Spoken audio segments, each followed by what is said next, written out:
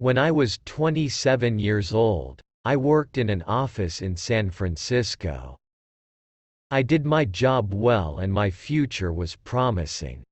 I was alone in the world and I was happy. On Saturday afternoons I didn't work.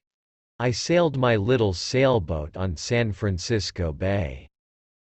One Saturday afternoon, I sailed out too far.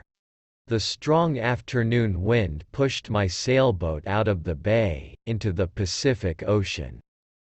That night, when I had lost all hope, a small British brig saw me and took me on board. The brig was sailing to London. The voyage was long and stormy. I worked as a sailor to pay for my trip. When I arrived in London, my clothes were old and dirty. I had only $1 in my pocket. With this dollar, I ate and slept for the first 24 hours. During the next 24 hours, I didn't eat and didn't sleep. At about 10 o'clock the following morning, I went to Portland Place. I saw a child walking past, holding a big pear. The child ate one small piece and then threw the pear onto the street. I stopped and looked at it. I was very hungry and I really wanted that pear.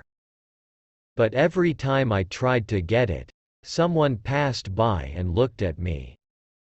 I quickly turned in the other direction and waited for the person to pass by. I tried again and again to get that pear, but the same thing happened. I was desperate. I decided to get the pear and not to worry about the people who saw me. At that moment, a gentleman opened a window behind me and said, "Come in here, please." A well-dressed servant opened door. He took me to a beautiful room. Here, two old gentlemen were sitting and discussing something important. Their breakfast was on the table.